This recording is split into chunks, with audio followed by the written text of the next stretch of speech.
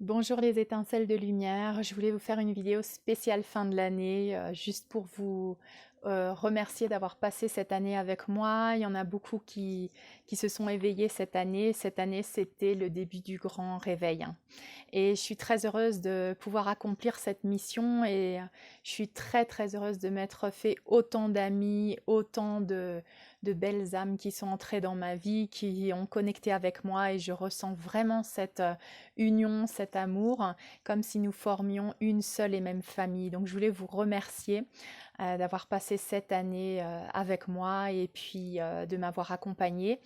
Voilà, et je voulais aussi vous parler un petit peu de ce processus qu'on est en train de vivre, puisque là, cette année, c'était quand même le grand réveil. Là, on a tous ouvert les yeux, on a tous commencé à voir les choses différemment et à booster notre processus d'ascension, d'éveil. Et donc, je voulais vous rappeler que l'état profond, l'obscurité joue son rôle. N'oubliez pas que c'est un jeu quand on est là sur la planète Terre.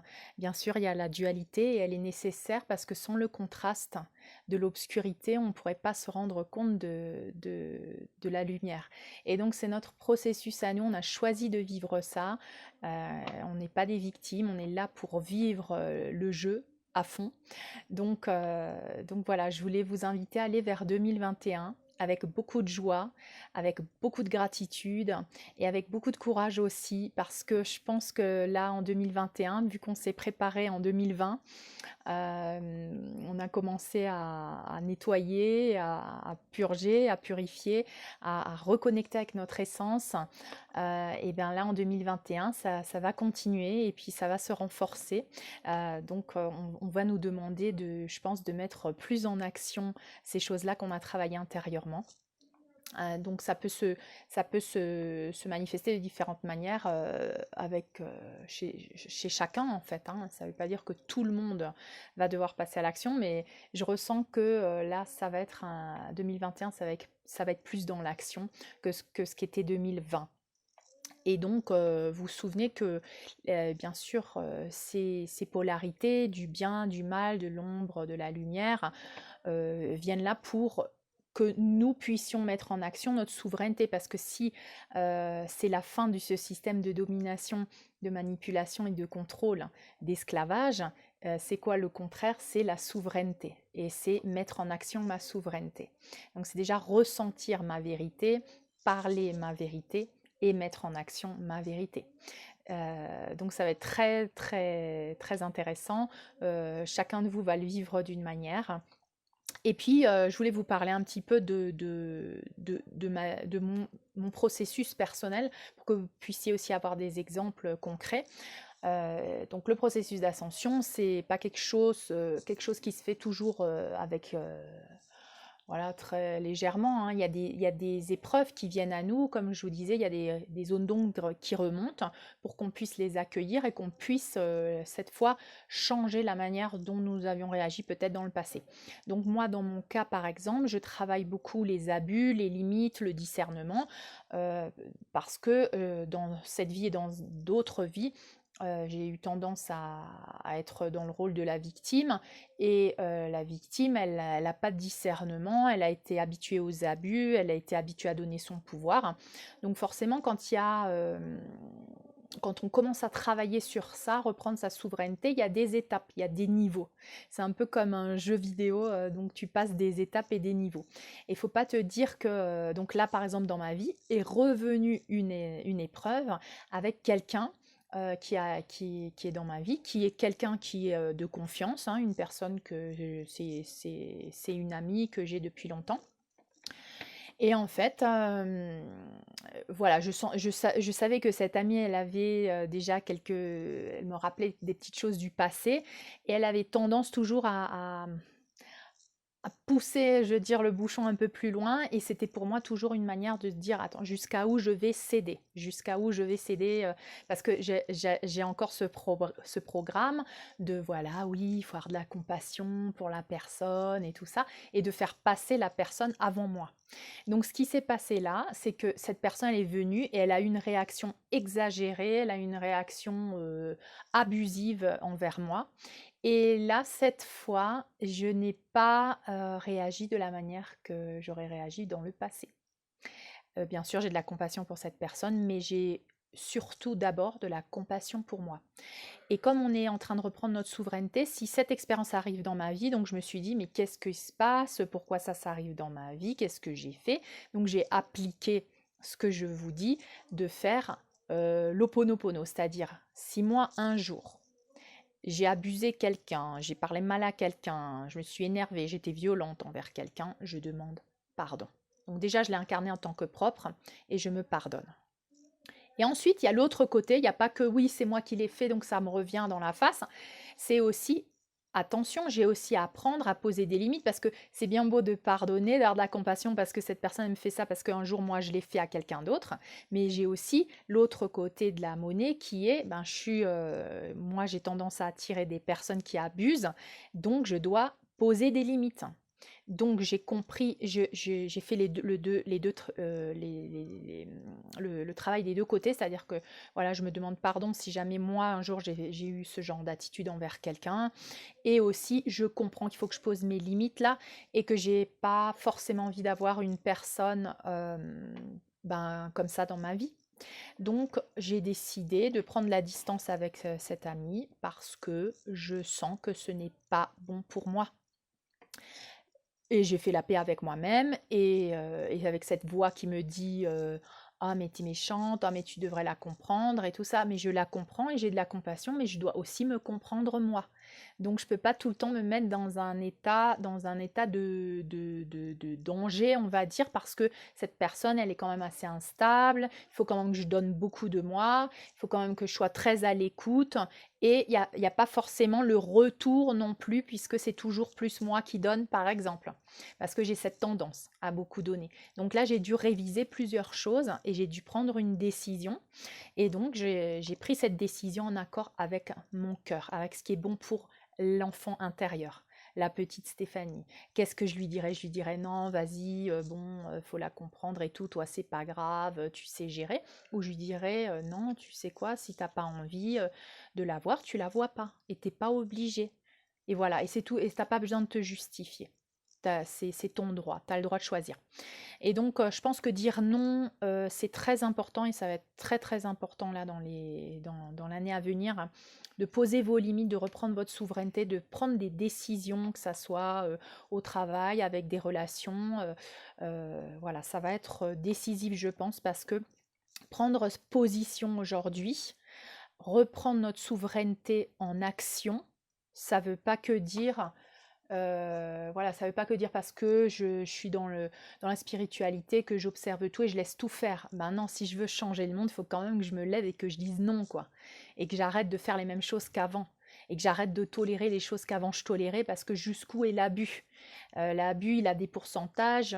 Donc moi, j'ai commencé à travailler sur les gros abus et puis j'ai réduit. Et puis là, c'est des trucs qui apparaissent dans ma vie et je me dis, là, il y a encore un truc à travailler sur toi.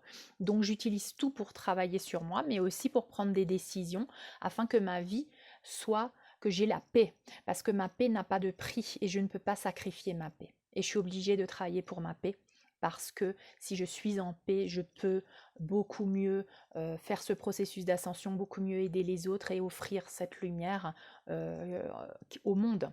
Si je ne suis pas en paix, je ne vais pas pouvoir le faire. Donc c'est important de prendre position, c'est important d'accueillir ces zones d'ombre maintenant à travers vos vies, de les accueillir sans les juger simplement, sans vous juger, simplement de reconnaître ce qui est et ce que vous ressentez. Pas de minimiser, pas de trouver des excuses à l'autre ou des excuses voilà, pour ne pas respecter cette émotion et cette décision intérieure qui est bonne pour chacun de vous. Donc c'est vraiment être le propre défenseur, ton propre protecteur, ton propre défenseur, ton propre sauveur, c'est toi. Il n'y a personne qui va venir, il n'y a pas ton frère, ton mari, ta mère, ton père qui va venir te protéger, c'est toi. Et c'est toi dans chaque situation qui doit incarner cette souveraineté. Voilà, pas attendre qu'elle arrive de l'extérieur. C'est toi qui l'incarne, c'est toi qui poses des limites. Et je pense que là, poser des limites, ça va être très très important parce que si on ne pose pas de limites, ben, franchement, tout peut se passer, quoi, tous les abus. Et c'est d'ailleurs le monde dans lequel on a vécu jusqu'à présent. Et le monde requiert maintenant que nous posions nos limites pour dire non, le monde comme ça, je ne veux pas. Et je ne vais pas l'accepter, je ne vais pas le tolérer, ni un dixième, ni un quart, ni rien du tout. Voilà, c'est maintenant, je pense que il faut quand même faire la part des choses et dire, voilà, jusqu'à où je vais sacrifier quelque chose parce que il faut décider dans quel monde on veut vivre, dans quel monde tu veux laisser pour tes enfants. Donc voilà, s'accepter soi-même, sans se juger, vraiment s'aimer, s'accepter, se respecter pour pouvoir manifester ce monde à l'extérieur. Parce que si je n'incarne pas ce respect, si j'incarne pas ce nouvel humain souverain, je ne peux pas prétendre manifester et vivre dans un monde où tout le monde est souverain si je ne peux pas le pratiquer d'abord par moi. Donc ça nous est demandé vraiment de vivre en accord avec ces valeurs et de les appliquer. Et il n'y a pas de manière correcte. C'est-à-dire que si ta manière, elle est comme ci, elle est comme ci. Si ta manière, elle est comme ça, elle est comme ça. Il faut aussi prendre le détachement pour pas trop se mettre la pression de se dire oh non, non, je devrais plutôt le dire comme ça ou je devrais plutôt le faire comme ça. Moi, je suis très spontanée. Voilà, je suis beaucoup dans le verbe parce que j'ai été très réprimée au niveau du chakra de la gorge. Donc après, tous les mots sont sortis d'un seul coup en bombe.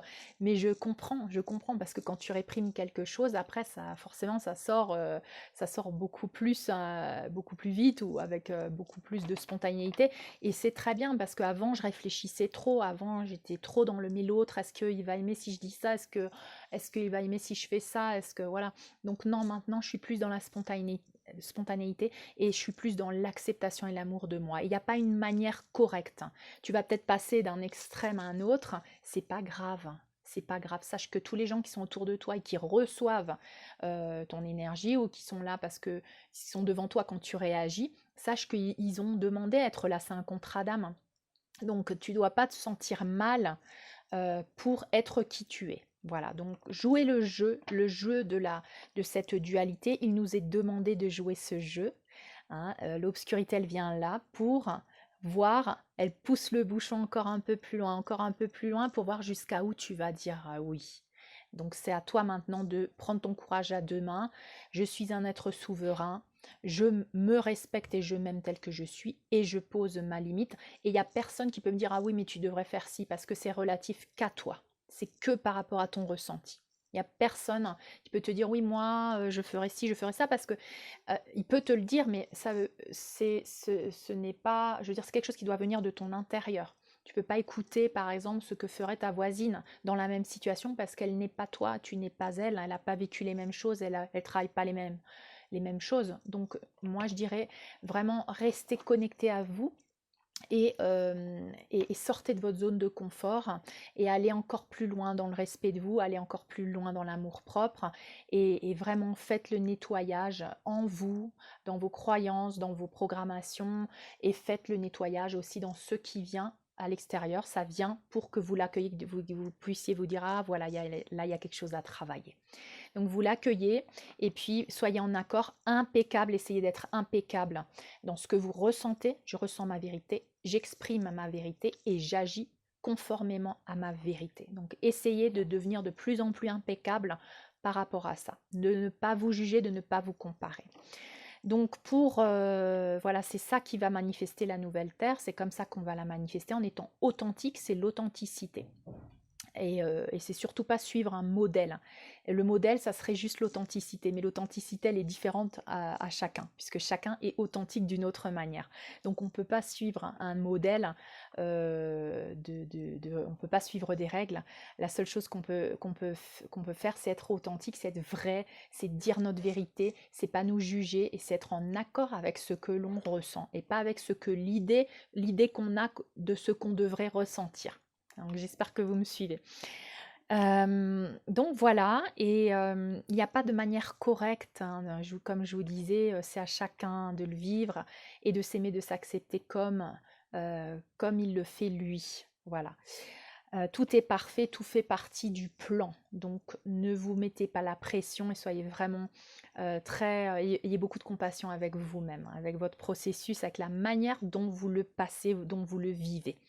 Soyez toujours très positif avec vous-même, parlez toujours positif de vous.